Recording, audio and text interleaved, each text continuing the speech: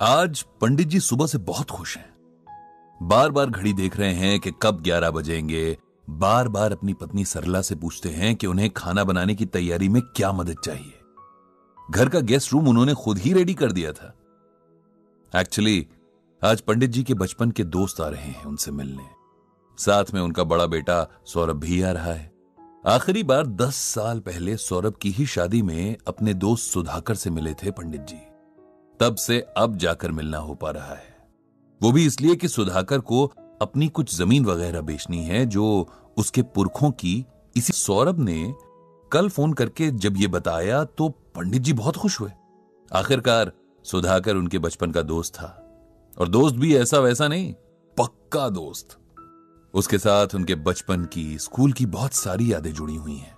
बचपन की शरारतों में दोनों बराबर के पार्टनर्स होते थे, या उन्हें क्राइम पार्टनर्स मेरे ख्याल से कहना सही होगा।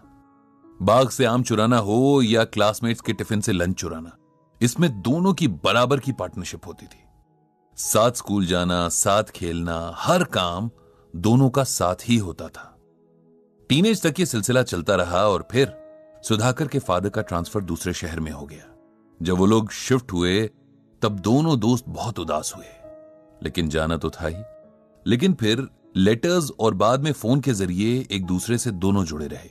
साल में 1-2 बार मुलाकात भी हो जाती थी, लेकिन पिछले 10 साल से मिलने का यह सिलसिला थम सा गया था, क्योंकि अब दोनों की उम्र भी हो गई थी और ऐसा कोई बहाना भी नहीं मिला कि मुलाकात हो। पंडित जी ये सब सोच ही रहे थे कि सुधाकर और सौरभ आ गए।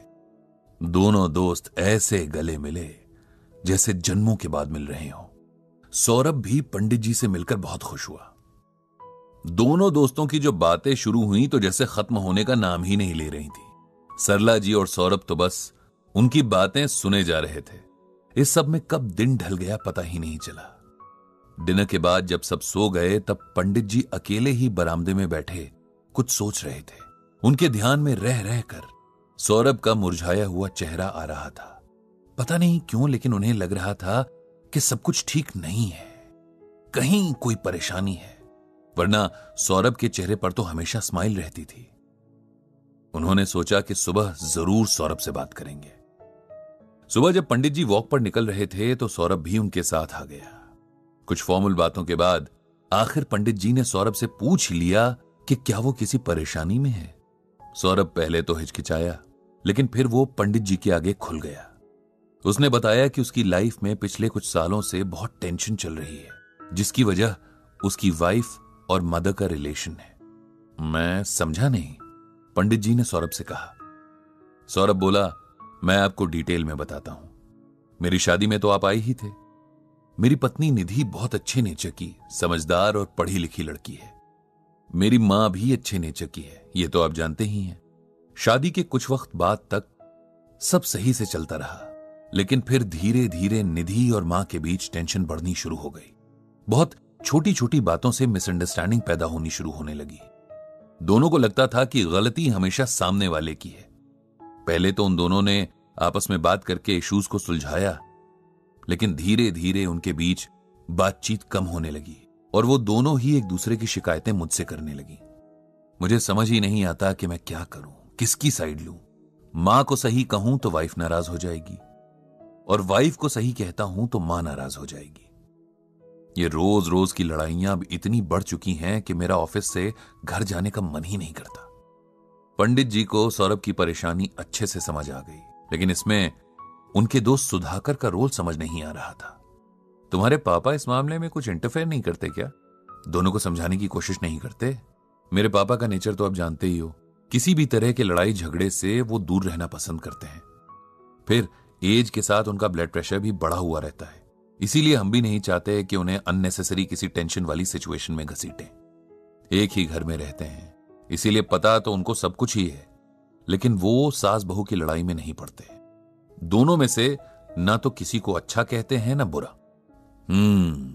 ये कहकर पंडित जी ने लंबी सांस ली। लेकिन ऐसा कब तक चलेगा? किसी न किसी को उन दोनों को साथ बिठाकर बात तो करनी ही पड़ेगी। क्या पता जब वो साथ बैठकर एक दूसरे से बात करेंगी तो उनकी मिसअंडरस्टैंडिंग्स दूर हो जाएं। मैंने कोशिश की थी अंकल, लेकिन कोई फायदा नहीं हुआ। निधि अब उस घर में और रहना नहीं चाहती। और मैं इस उम्र में अपने पेरेंट्स को छोड़ना नहीं चाहता, लेकिन वाइफ को भी परेशान नहीं देख सकता। अब आप ही बताइए मुझे कि मैं क्या करूं। तुम्हारी सिचुएशन देखते हुए मैं तुम्हें गीता से एक श्लोक सुनाता हूं। इस श्लोक और उसके अर्थ को सुनने के बाद तुम्हें यह समझ आ जाएगा कि तुम्हारे परिवार में हो रही इस कलह का कारण क्या है। इस श्लोक को ध्यान से सुनो। उद्धेर्दात्मनात्मानम नात्मानम अवसादयेत आत्मैम ह्यात्मनोम बंधुरात्मय वृपुरात्मनः।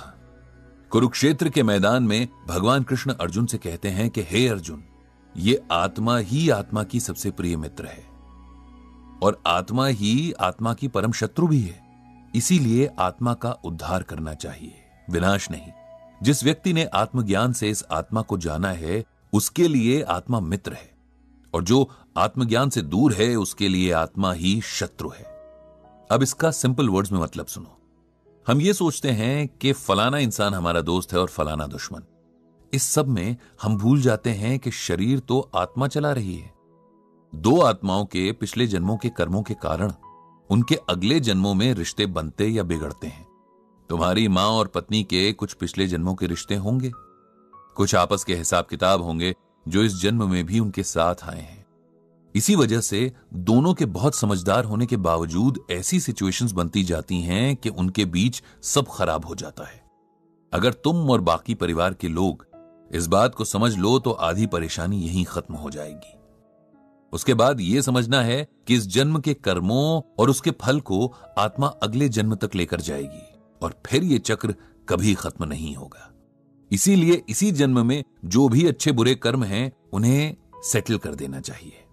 जितना हो सके हमें हर किसी में आत्मा देखनी चाहिए और समझना चाहिए कि हर सॉल्यूशन में हमें आत्मा के रोल को देखना है। किसी काम को करते हुए घमंड नहीं करना कि जी मैं ये कर रहा हूं। साथ ही दूसरों के कामों में भी यही सोचना है कि ये उस शरीर को चलाने वाली आत्मा का काम है। इसी तरह से सोचेंगे तो अगले व्यक्ति के प्रति गुस्सा या नफरत नहीं होगी। तुम्हारी पत्नी और मां के रिलेशन में जो भी हो रहा है वो इसी अज्ञान के कारण हो रहा है। अगर तुम उन्हें गीता ज्ञान को सही तरीके से समझा सको तो शायद उन्हें अब समझ भी आ जाएगा।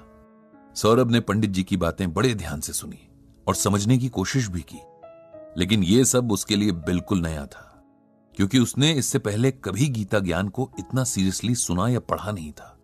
पंडित जी ये बातें जानते थे, इसीलिए उसे गीता को पढ़ने के लिए कहा और जहां समझ ना आए तो उनसे पूछने को कहा। सौरभ ने भी हामी भरी और दोनों घर आ गए और पंडित जी ने भगवान श्री कृष्ण से सबके जीवन में शांति की प्रार्थना की।